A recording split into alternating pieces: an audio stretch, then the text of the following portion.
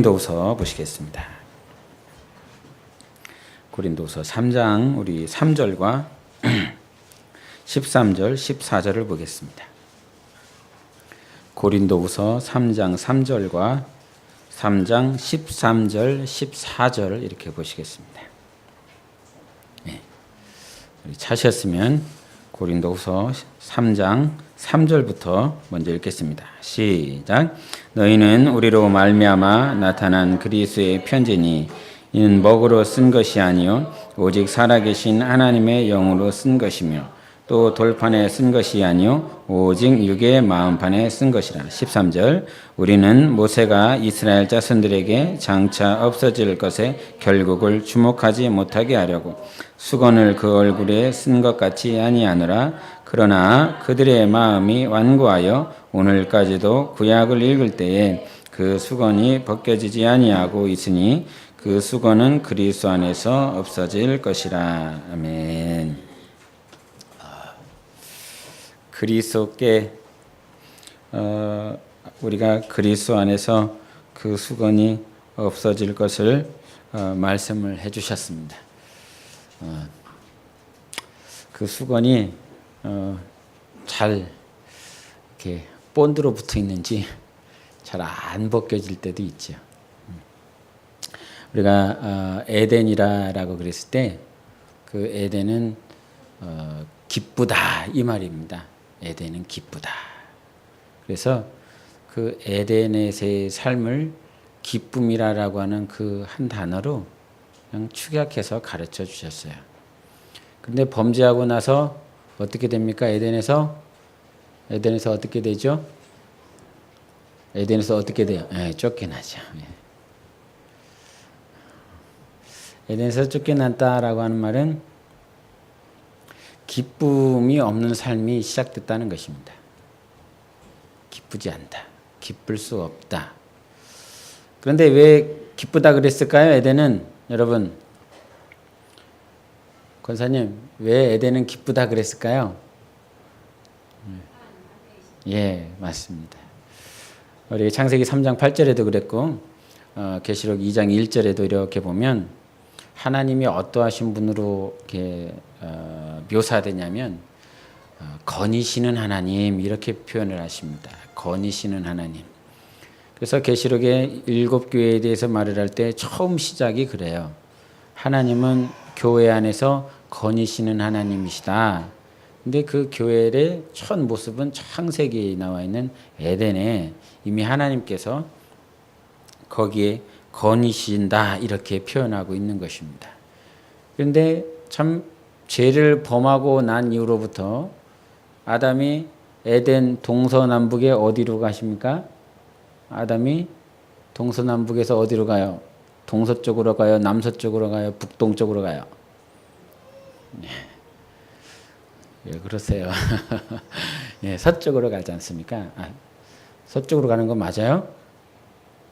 예, 동쪽이잖아요.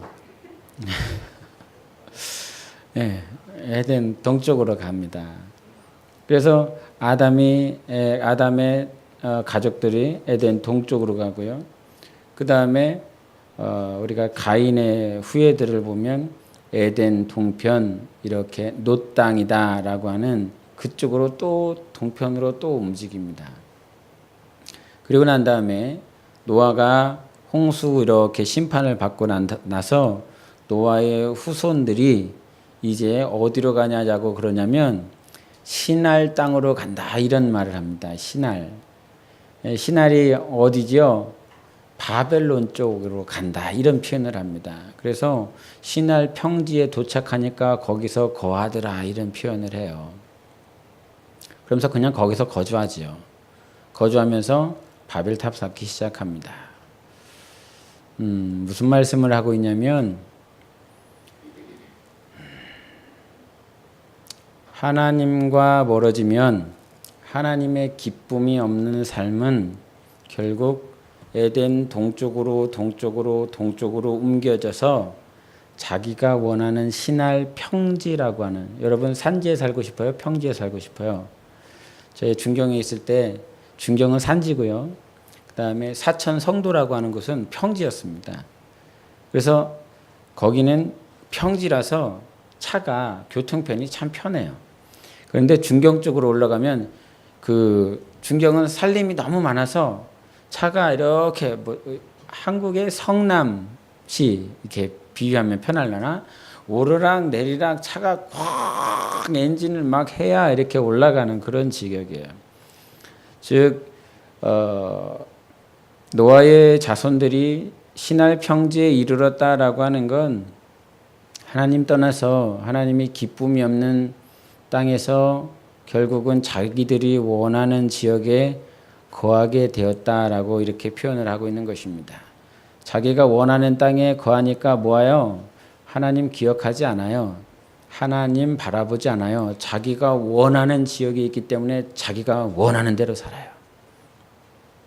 하나님이 원하시는데 우리에게 주시면 하나님이 원하시는 대로 살아요. 믿으십니까? 내가 원하는 곳에 거하고 있으면 내가 원하는 대로 살지만 하나님이 원하시는 곳에 있으면 하나님이 원하시는 대로 살아요. 그것이 하나님의 법칙이에요. 그게 놀라워요. 그래서 하나님이 원하시는 대로 원하시는데 내가 있으면 하나님이 원하시는데 산다라고 하는 이 말은 내가 능력이 있어서 내가 힘이 있어서 그렇게 되는 것이 아니라 하나님께서 원하시는 곳에 내가 순종할 때 하나님이 원하시는 삶을 살아갈 수 있도록 하나님께서 뭐를 줄까요? 돈을 주십니다.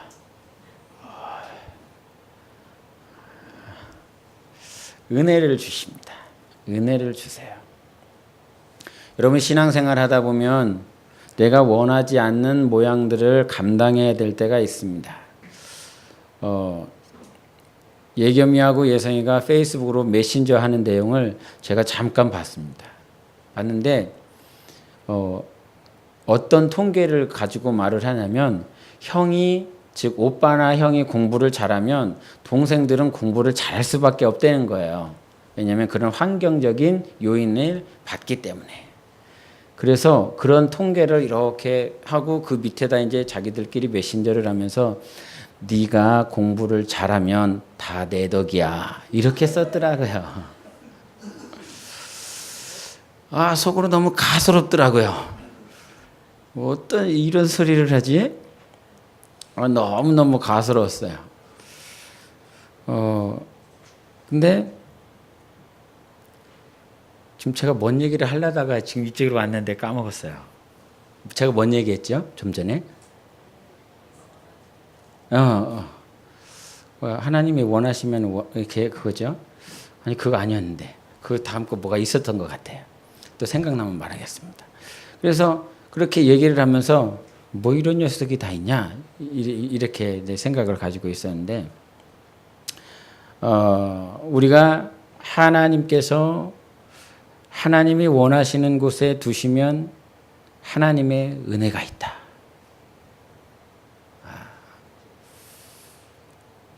내가 감당할 수 없는 그 부분에서 하나님의 은혜를 경험하게 됩니다. 왜냐하면 하나님이 거기 두셨으니까. 또한 그 일을 맡기셨으니까. 그래서 여러분의 처해 있는 그 현장들이 하나님이 보내신 곳, 하나님이 원하시는 곳이 되어야 됩니다. 내가 원하는 것이 아니라 여러분이 직장이든 학교든 가정이든 그것이 하나님이 원하시는 하나님이 내게 주신 소명지 때로는 사명지로 여러분이 그렇게 바라볼 때 하나님이 그 가정 안에서 은혜를 주시고 교회 안에서 은혜를 주세요. 그러면 지난 3일 동안 제가 은혜를 많이 경험했겠지요. 네, 알겠습니다. 은혜를 많이 경험하지 못했어요. 육체가 너무 힘들었어요. 육체가 막 허리 뼈가 막 엉덩이 뼈가 왜 이렇게 아픈지 주일날에도 막 너무 아파갖고 제대로 앉아있지를 못하겠더라고요. 그래갖고 너무 힘들었어요. 육체도 아프고 월요일날 되니까 육체도 아프고 월요일날 돼서 또 아이들 이렇게 바라볼 때 아이들의 모습을 보면서 아이들이 잘 자라고 있나 이런 생각도 불현듯 들고, 또 교회 우리 성도들은 고난 중에서 정말 주님 앞에 매달리면서 나아가고 있지만 그 가운데서 많이 힘든 모습들도 보이고, 막 이게 제가 제 입으로 그랬어요. 삼중고예요, 주님. 삼중고. 너무 힘들어요. 근데 주일날 말씀이 뭐였냐면, 야, 네 영혼의 창을 내봐. 이런 기도를 하면서 제가 마쳤거든요. 네 영혼의 창을 크게 내서 하나님 바라봐라. 주님 바라봐라. 그런 말씀이 갑자기 생각이 나는 거예요. 그러니까 어떻게 돼요? 주님이 확 보여요? 안 보여요? 안 보여요. 보였으면 좋겠는데 그냥 그 말씀이 생각이 나서, 그렇지, 주님 내 영혼의 창을 크게 내주셔서 우리 주님 보기 원합니다 그랬는데, 그 말씀이 생각나서 그렇지, 주님 봐야지, 주님 봅니다, 주님 보기 원합니다 했는데 내가 너무 수동적인 거예요. 그냥 그 말씀을 가지고 그렇지, 주님 생각해야지, 주님 바라봐야지, 내 영혼의 창을 크게 내보자, 지금 내 영혼의 창을 한번 어떻게든 크게 내보자, 그래서 주님 바라보자. 근데 그렇게 생각은 하지만 주님이 친밀하게 느껴지는 것이 아니라, 그렇지, 그냥 봐야지, 주님 생각해야지, 그렇게 내가 생각되어지고 있는 거예요. 내가 무엇이 잘못됐을까, 내가 무엇이 잘못 가고 있을까, 그런 생각들을 이렇게 곰곰이 해보게 되지요. 그러면서 제가 이렇게 무지함이라고 하는 그런 단어가 계속 생각이 나면서, 나는 얼마나 하나님을 알까, 나는 무지한 것 같아, 그런 생각을 참 많이 해요. 제가 이번 신대원에서 욥기 하면서 제가 좀 마음에 깊이 와닿은 게 뭐였냐면, 그냥 그래요. 욥기 그냥 여러분도 아시는 것처럼 그런 내용이에요. 그런데 욥의 친구가 있었지 않습니까? 욥의 새 친구가 이렇게 왔어요. 욥의 새 친구가 와서 욥에 대해서 이렇게 욥아, 너 이거 저거, 이런 것들을 얘기를 해요. 그런 거 얘기를 하면서 이게 열변을 토하기도 하고 손가락질을 하기도 하고 막 그렇게 열심히 가르치고 권면하고, 때로는 막 화를 내면서 왜 그렇게 못 듣느냐, 뭐 이런 얘기도 하거든요. 근데 결론은 세 사람은 알아요, 몰라요? 세 사람은 알았어요, 몰랐어요? 하나님의 뜻을 몰랐잖아요. 몰랐어요. 모르는 상태에서 열심히 가르쳤고 열심히 권면했어요.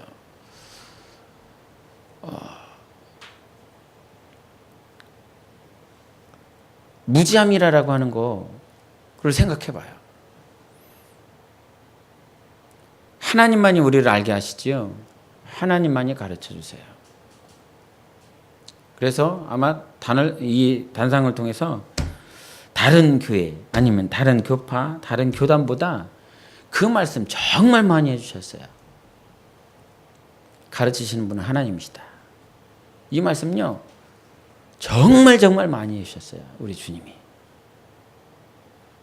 제가 간혹가다 이렇게 듣는 목사님들 설교가 있는데, 그런 설교 한 번도 들어보지 못했어요, 지금까지. 간혹 이렇게 비치는 말씀은 있지만 아마 저희 교회처럼 주님께서 자주 하시는 교회는 없는 것 같아요. 그러면서 무지함 이렇게 생각을 할 때, 우리가 여러분 자연이라고 하는 단어 쓰면 돼요, 안 돼요? 자연. 자연. 왜 안 돼요? 자연 왜 안 되죠, 권사님? 하나님은 뭐요? 하나님 만드셨는데. 네, 하나님 만드셨는데 스스로 만들어졌다라고. 그러니까 자연이라고 하는 말이 스스로 만들어졌다는 말이에요. 그러면 이거 해볼까요? 자자로 시작하는 자연 그랬으니까, 그럼 자자로 시작하는 단어 뭐가 있는 것 같아요? 자신감. 네, 자신 있죠, 자신. 그럼 자신은 뭐예요? 스스로 존재하는 존재, 이런 말 아닙니까? 내 자신. 그럼 나는 스스로 존재할 수 있어? 이렇게 생각해 보면 자신이라는 단어는 쓰면 안 되는 단어예요. 그렇잖아요. 자자 들어가는 건 하나도 쓰면 안 돼요. 그렇게 되면 자연이라는 단어 쓰면 안 돼요. 자연이라고 하는 그 단어를 한자권에 보면 그런 의미를 가지고 있어요. 자연. 아마 그런 식으로도 생각할 수 있어요. 그런데 영어권을 보면 네이처라고 그래요. 본성, 본질. 그렇게 얘기를 하거든요. 그렇게 우리가 생각하는 그런 자연의 의미를 가지고 있지 않아요. 본질이다. 이 세상의 것들이 본질이다. 본성이다. 뭐 그런 뜻을 가지고 있어요. 그러면 자자로 들어가는 단어는 쓰면 안 되겠다. 이런 생각을 해봐요. 자치라고 하는 말도 하면 안 돼요. 스스로 통치한다. 이런 말도 쓰면 안 돼요. 왜냐하면 우리는 스스로 다스릴 수 없는 존재인데 지네들이 어떻게 스스로 다스려? 이렇게 되잖아요. 그럼 자자는 쓰면 안 되는 거예요. 과거에 죄에서 자유를 얻게 하면 후렴이 어떻게 돼요? 주의 보혈 능력이 있도다. 주의 피 위도 주의 보혈 그 어린 양의 귀중한 피로다. 이런 후렴이 있었어요. 어린 양의 귀중한 피로다. 이거를 하고 끝나고 나서 어떤 예배를 끝났는데 어떤 한 전도사가 오더니 이거 어린 양이라고 표현하면 안 돼. 이렇게 얘기하더라고요. 그래서 왜 그래요? 그랬더니 어린 양이라고 표현을 하면 예수 십자가 전 사건의 예수 그리스도를 가리킬 때 우리의 죄를 지시기 위해서 오신 예수 그리스도를 말을 할 때 어린 양이라고 표현을 했지. 그래서 십자가 사건 이후로는 어린 양이라고 예수를 표현하면 안 된다. 이렇게 그런 이론을 가지고 그래서요. 그런 놀라운 이 말씀이 있어. 그래갖고요. 그 다음부터요. 제가 어린 양의 피다 이렇게 안 하고요. 만왕의 왕의 피다 이렇게 했어요. 찬송을. 그렇게 바꿨어요. 제가. 그랬더니 계시록 22장이 나오는 거예요. 계시록 22장 1절부터 3절에 나오는 거예요. 예수 그리스도 보좌에 계신 어린 양. 이렇게 나와요. 십자가 전 사건이에요? 후 사건이에요? 영원한 사건이에요. 영원전의 시각이에요. 그러면서 이렇게 나도 그냥 그가 말을 했기에 맞는 말 했겠지 해서 이렇게 의미를 가지고 개사를 해서 불렀는데 어느 순간 뭐야 이것도 틀렸네 이렇게 되더라고요. 지금 제가 무슨 얘기하고 있습니까? 무지함 얘기하고 있습니다. 무지함. 여러분 성경 읽을 때 우리는 세례 뭐라고 읽어요? 침례라고 읽어요. 세례가 맞아요? 침례가 맞아요? 왜 꿋꿋하게 침례라고 읽고 계십니까? 간혹 침례는 뭐에 중점을 가지고 있는 것 같아요? 침례. 침자가 무슨 침자예요? 침대할 침자예요? 침대 침자 아니잖아요. 잠기는 거잖아요. 잠기는 거예요. 그러면 침례라고 하는 그 잠기는 예식이다라고 그런다면 뭐에 중점을 가진 것 같아요? 행위에 초점을 가졌죠. 행위에 초점을 갖춘 것이 침례예요. 나름대로 우리는 그냥 이게 디엔소이 물 뿌리는 거에 초점을 맞추지 않고 우리는 물에 예수님께서 물에 잠기신 것처럼 우리도 물에 잠기는 것이다. 그래서 침례라 그래요. 그럼 세례는 뭐예요? 세자는 무슨 세자예요? 막 눈을 저기 위로 뜨면 생각나지 않아요. 그냥 정상적으로 떠도 생각이 나요. 그냥 씻는 거 하잖아요. 씻는다. 그러면 거기서 씻는다라고 하는 건 죄를 씻는다라고 하는 의미예요. 그래서 세례라고 하는 말은 어떤 행위 중심적인 것보다 약간 의미에 더 뒀어요. 그러면 뭐가 더 여러분에게는 좁아요? 침례 받았으니까. 그렇죠. 침례 받았으니까. 세례 받은 사람은 이 설교를 들으면 싫어할 겁니다. 그러면서 우리는 침례라고 강조를 했고 또 그렇게 배워왔기 때문에. 그러면 세례는 틀리냐 맞냐. 성경에 한국 성경에 세례라고 그랬는데 우리는 침례라고 주장하는 이유는 무엇일까? 계속 그렇게 읽는 이유는 무엇일까? 뭐 때문일까? 저는 그래서 가끔 우리 교회도 그냥 세례라고 읽을까? 이런 생각하고 있어요. 목사님 변질됐어요. 또 이러실까 봐 제가 침례라고 읽긴 읽지만 별 의미를 두진 않아요. 세례든 침례든 중요한 게 무엇입니까? 네가 죽어지느냐가 중요한 거죠. 그 단어가 중요하지 않아요. 그렇다고 단어가 안 중요한 건 아니에요. 그 단어를 통해서 하나님께서 능히 일하실 수 있으니까요. 근데 우리는 그 단어에 붙잡혀 있지요. 과거에 참 이런 말씀하면 참 죄송스럽지만 서울에 올라가면 성경이 뚫렸다라고 하는 사람들이 참 많았어요. 목사님도 그랬고요. 그 목사님 밑에 있었던 많은 사람들이 지도자들이 우리는 성경이 뚫렸어. 성경이 뚫렸어. 전동 드릴로 뚫었는지 얼마나 그렇게 잘 뚫어졌을까. 성경이 뚫어졌을 때 그 소리를 들으면 이게 자문에 보면 미련한 자는 공의에다가 빠도 이 미련이 안 벗겨진다는 그 말이 생각이 나요. 나는 얼마나 미련해갖고 이 성경이 이렇게 안 뚫어지나. 성경이 얼마만큼 이렇게 봐도 잘 모르게 이 사람들은 얼만큼 읽어갖고 성경이 뚫어졌다고 그랬을까. 그런 생각도 들고요. 참 그랬어요. 그러면서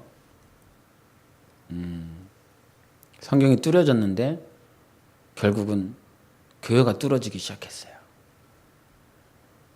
성경이 뚫린 사람들끼리 모였는데 교회가 뚫어지기 시작했어요. 뭐에 문제가 있을까요? 여러분 하나님의 의도 배웠죠? 하나님의 의도 첫 번째 뜻은 뭐예요?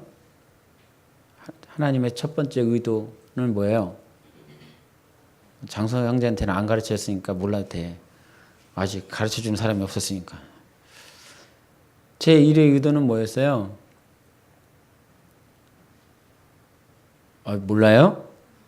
제 1의 의도, 제 2의 의도, 제 3의 의도 그런 거 있었잖아요. 그래서 하나님의 뜻은 하나님의 의도는 1대지, 2대지, 3대지 막 이렇게 나눴어요. 자, 지식적으로 잘 알았어요. 그래서 그 지식적으로 잘 아는 사람들이 너는 하나님의 의도도 모르냐? 의도도 모르니까 귀신이 안 나가는 거야. 하나님의 뜻도 모르는데 무슨 신앙생활을 해. 이런 식의 비아냥거림들이요 참 많았어요. 바리새인들은 하나님의 뜻을 잘 알았을까요? 몰랐을까요? 제 생각에는 잘 알았을 것 같아요. 어떻게? 지식적으로. 너무나 잘 알았을 것 같아요. 그러니까 그들은 연구했잖아요. 연구하고 막 나누고 이건 이렇게 해야 되고 저건 저렇게 해야 되고 그래서 이게 진영 안에 있는 법, 진영 밖에 있는 법, 제사도 막 5개나 돼요. 속건제, 속죄제, 막 번제, 화목제, 소제 막 많아요.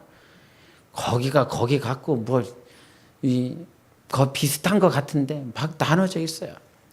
그래갖고 저기 호대 구약 교수는 우리 교회 학교 아이들은 구약의 제사법을 다 한다고. 내가 가르쳐 갖고 아이들 너무나 잘한다고.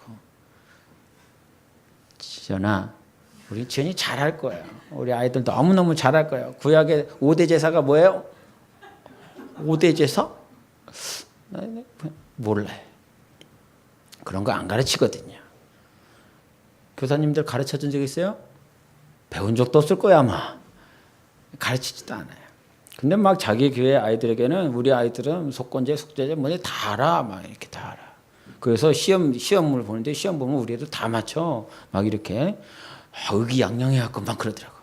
그러면 그 얘기를 들으면서 우리 교회는 왜 이렇게 멍청한 거야? 우리 교회는 애들 띨띨해갖고 이거 잘 모르나? 선생님들이 먼저 띨띨한 건가? 막 이런 그런 생각하지 않아요. 속건제는 누구만 알면 돼요? 예수 알면 돼요. 속죄제는요? 예수 알면 돼요. 다 예수 알면 되는 거예요. 속건제 안에 예수 안에 속건제 있고요. 예수 안에 속죄제 있어요. 예수 안에 모든 제사가 완성이 됐다고 히브리서 9장에 얘기하고 있잖아요. 단번에 화목제물 대신 예수. 그래서 오늘 지금 우리 예배하고 있는 겁니다. 그래서 우리 하나님 앞에 찬양하고 있는 것입니다. 예수님 때문에요. 속건제 몰라서 구원 못 받는 거 아니에요. 속건제는 뭐예요? 속건제 배상법 말하는 거예요. 배상하는 거예요. 네가 잘못해서 실수를 하면 그 실수한 것에 대해서 하나님 앞에 또 사람에게 용서를 구하고 하나님 앞에 제물 드리라. 그게 속건제예요.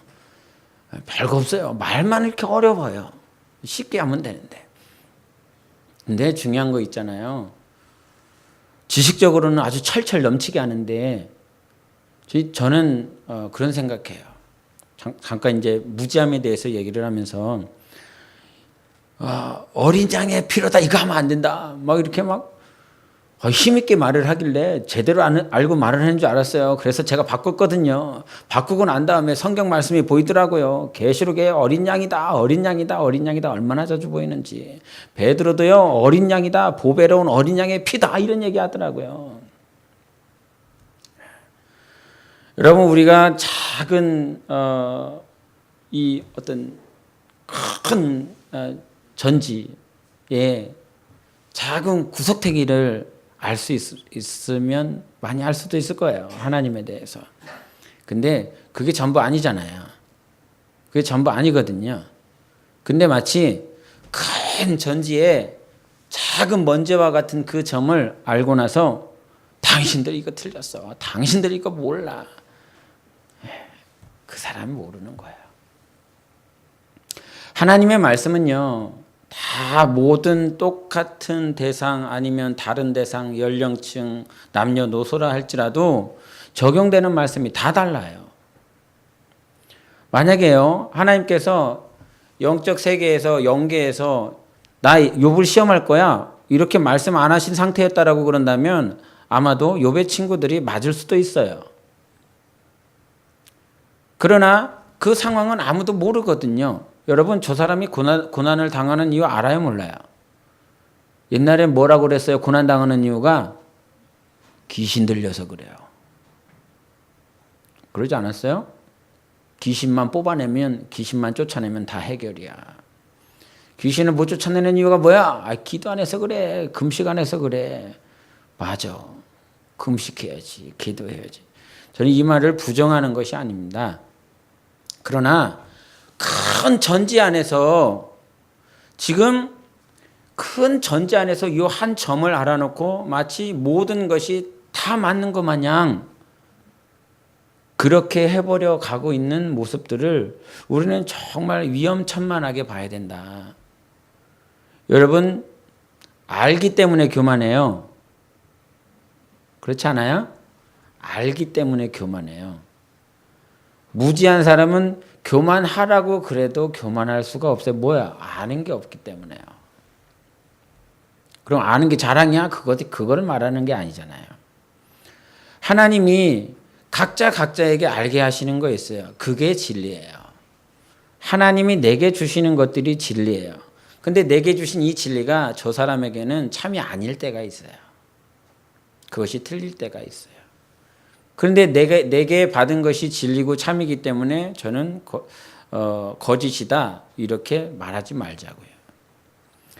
성경에 진리는 뭐만 되면 돼요? 예수만 되면 돼요. 예수로만 그것만 붙잡고 그것만 흔들리지 않으면 돼요. 그건 뭐 때문에 된 거예요? 구약의 많은 제사법을 알아서 된 거 아니에요. 율례의 613가지의 계명들을 알아서 여러분 구원받는 거 아니에요. 구원은 오직 예수밖에 없어요. 예수 안에서 오직 구원을 얻는 거예요. 그래서 시간이 지나면 지날수록 이런 것들을 생각해 봐요. 나는 무지하기 때문에 하나님 앞에 겸손해질 수 있어요. 알지 못하기 때문에 하나님 앞에 무릎 꿇거든요. 여러분 성경을 웬만큼 아는 사람들은 기도 잘 안 해요. 웬만큼 아니까요.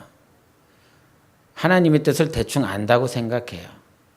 그러나 성경을 100% 아는 그 수준이라 할지라도 그 순간에 무릎 꿇고 하나님의 뜻을 구하는 것이 겸손이지요.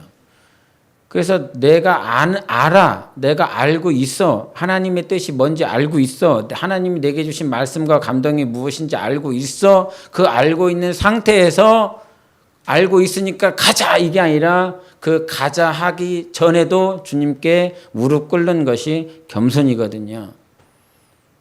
다 아는 게 아니니까. 그래서 시간이 지나면 지날수록 주님께서 요구하시는 것이 무엇일까? 하나님을 성경적으로 성경에 나와 있는 지식들을 이렇게 알매 있어서 그 부분도 중요한데 하나님이 다윗을 부르실 때 언제 다윗은 내 마음과 합하다 이렇게 하셨을까요, 여러분? 여러분 한번 성경을 생각해 보세요. 언제 하나님께서 다윗에게 너는 내 마음에 합한 자야 이렇게 하셨을까요? 우리아의 아내 밧세바를 범하고 난 다음에 하나님, 내가 하나님께만 범죄했습니다. 그때였을까요?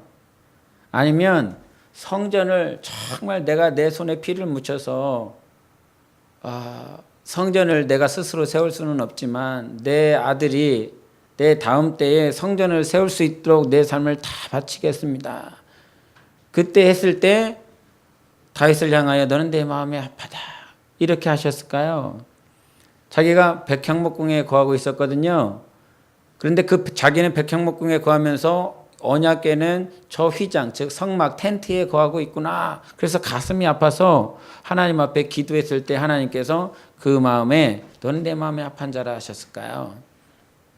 근데 그건 이미 다윗이 왕이 돼서 막 한참 지나갔었던 순간들 아닙니까? 하나님이 자기 마음에 합한 자다, 그가 다윗이다 라고 했었던 것은 사무엘상 13장에 나와요. 사무엘상 13장은 이미 하나님께서 사울을 왕으로 세우고 난 다음에 이제 블레셋과 전쟁을 해야 되는데 사무엘이 오지 않는 거예요. 7일 동안. 그리고 자기가 결국은 번제와 화목제물을 하나님께 드려버려요. 그래서 결국은 하나님께서 사울을 넌 끝이야 이렇게 합니다. 선포해버립니다. 선포하고 나서 사무엘에게 말하죠. 야, 이제 내가 내 마음에 합한 자를 예비해 놓을 거야. 이런 말씀을 하셨어요. 이 말인즉슨요, 아직 다윗이 사울 왕에게 나오기도 전에 하나님께서는 저 베들레헴 땅에서 목동으로 살아가고 있는 다윗을 내 마음에 합한 자라 이렇게 말씀을 하신 거예요. 이미 정해놓으신 거예요. 그러면 다윗은 왜 그렇게 그 어렸을 때부터 내 마음에 합한 자라라고 하나님께서 점 찍어 놓으셨을까? 그건 단 한 가지였어요. 그 말씀이 사무엘상 17장에 나와요. 골리앗을 향해서 너는 칼과 단창을 가지고 나오지만 네가 대적하는 여호와의 이름으로 나는 가겠다. 그것이 우리아의 아내 밧세바를 범하고 난 다음에 내가 범죄했습니다. 그것보다 내가 하나님을 위해서 성전을 지켰습니다. 그것보다 하나님을 기쁘시게 하고 하나님 마음에 합한 자로서 세우시겠다는 하나님의 뜻인 거예요.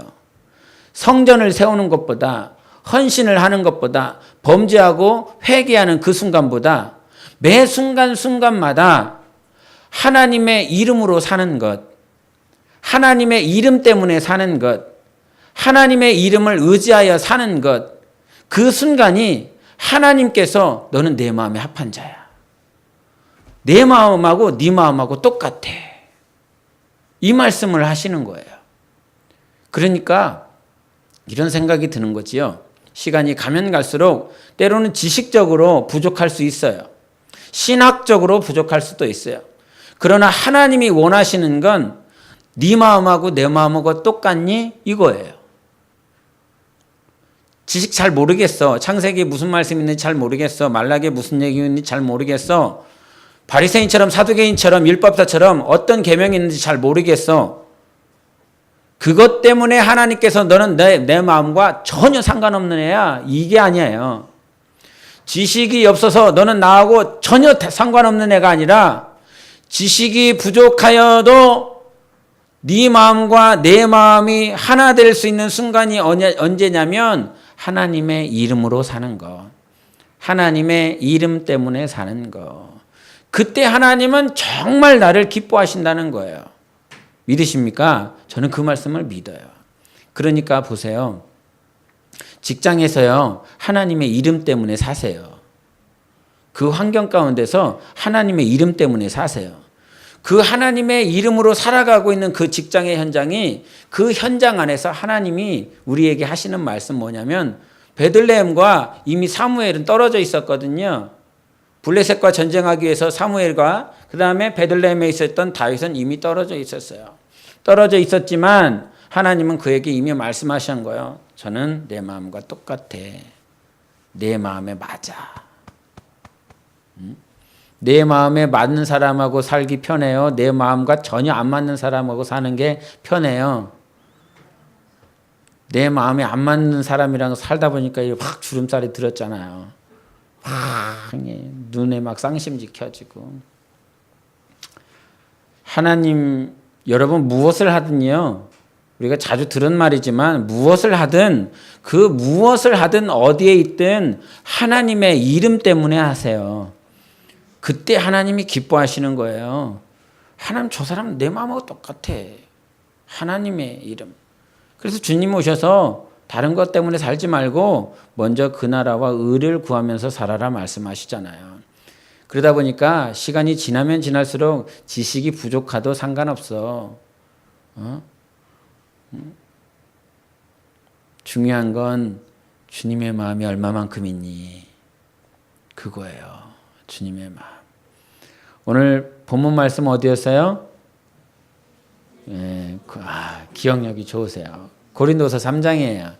하나님께서 이 고린도서 3장 3절부터 계속 나와 있는 18절, 19절까지 무슨 얘기하냐면 새 언약 얘기하는 거야. 새 언약. 언약이 뭐냐? 과거의 언약은 어디에 있다 새겼다고요? 돌판에 새겼어. 그러나 이제 하나님의 말씀은 마음판에 새기는 거야. 마음판에. 근데 마음이 주님의 마음과 틀려. 그러면 그 마음이 새겨지겠어요? 안 새겨지지요. 제가 잠깐 제 창피스러운 얘기했잖아요.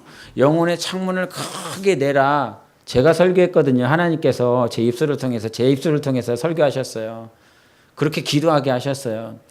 제 입을 통해서 설교하셨던 그 내용들을 제가 주일날 했었던 것들을, 녹취한 것들을 제가 잠깐 보면서 사모한테 이렇게 보여줬어요. 읽어줬어요, 제가. 계속 읽었어요. 그래서 저희 사모는 무슨 큰 뜻이 있는 줄 알고 왜 그래요? 뭐 때문에 그래요? 그거 왜 그래요? 이렇게 물어보더라고요. 이거 다 나한테 얘기하시는 거야. 한 세네 달락을 제가 읽었거든요. 그 읽으면서 이거 다 나한테 얘기하는 거야. 그러면서 또 주님의 말씀을 그렇게 보게 되더라고요. 정작 성령님께서 내 입술을 통해서 하신 그 말씀대로 살아있지 않은 내 모습을 보면서 이렇게 살아라. 주님은 말씀하셨는데 정작 제가 하루 지나고 나서 그 말씀 딱 보니까 그렇게 살아있지 않는, 그렇게 살고 있지 않는 내 모습이 확 보이는 거예요. 얼마나 이렇게 마음이 이렇게 그렇고. 그래서 사모한테 읽어줬어요. 여러분, 하나님께서 지식을 요구하시는 거 아닙니다. 그 지식 넘어 주님의 마음을 요구하고 계십니다. 얼마나 하나님께서 우리에게 요구하시기를 원하셨냐면 이젠 안 할 거야, 거기다. 돌판에 새기면 사람들 다 볼 수 있잖아요. 그죠? 하나님께서 이런 말씀하셨어. 다 볼 수 있을 거야. 그리고 그 말씀 가지고, 그 보이는 그 돌판에 있는 말씀 가지고 다 정죄했는데 썼어요. 왜냐면 보이니까요. 누구나 아니까요. 누구나 들을 수 있으니까요. 이렇게 외부적으로 돌판에 썼으니까 다 외부적으로 드러나잖아요. 근데 사람들이 드러난 그 돌판에 있는 말씀을 가지고 다 죽이는 데 썼어요. 하나님의 마음은 하나도 없었어요. 그래서 예수님께서 오셔서 이 독사의 자식들아 이런 말 하잖아요. 예? 지들도 들어가지 못하면서 들어가려고 하는 사람들까지 다 막아버린 놈들이다 이런 말 하잖아요. 안식일을 지키는 게 중요해요? 주의를 지키는 게 중요해요? 거기에 주님의 마음이 없으면요 아무 소용없는 거예요. 그래요. 누워서 월요일날 괴로워서 막 누우면서 막 눈물을 흘렸어요. 주님 은혜를 달라고요. 주일날 말씀처럼 Noah found favor in the eyes of the Lord 그랬잖아요. 하나님의 눈에 은혜가 있다고 그랬잖아요. 노아는 그 은혜를 발견했다고 그랬잖아요. 나도 그 은혜 좀 주세요. 그랬더니 주님이 뭐라고 그러냐면 야 임마 계명 지켜 이런 말씀하시더라고요. 계명 뭐예요 여러분? 사랑해 이런 말씀 주시더라고요. 사랑해. 육신이 힘들어하고 있는 네 영혼을 사랑하고 네 자녀들을 사랑하고 오늘도 고난 중에 정말 주님을 사랑하려고 하는 그 성도들을 사랑해라. 그래서 항상 다짐하는 것이고 또 주님께서 감동하실 때 내가 주님 앞에 기도하는 것이지만 이 땅에 살아있는 동안 사랑만 하다 가자. 사랑하기도 바쁘다. 사랑하기도 힘들다. 사랑할 수 없는 존재가 하나님께서 이 땅에 오셔서 이렇게 사랑하는 거야 라고 보여주시면서 이렇게 사랑해야 돼. 아마 예수님께서 이 땅에 오셔서 당신이 우리에게 이렇게 사랑하는 거야 보여주시지 않았다면 주님 어떻게 사랑해야 돼요? 이렇게 주님께 반문했을 수도 있었던 존재가 저였었던 것 같아요. 저일 거야. 분명히 그럴 거예요. 그런데 이렇게 무지하니까, 이렇게 모르니까, 어떻게 사랑하는 것인지 모르니까 예수님께서 십자가에 못 박혀 죽으시면서까지 이렇게 사랑하는 거야 친히 보여주시고 가르쳐주시고 권면해주시고 오늘도 성령으로 가르쳐주셔서 내가 너에게 주는 새 계명이 있다. 서로 사랑해라. 이 말씀 또 하셨어요.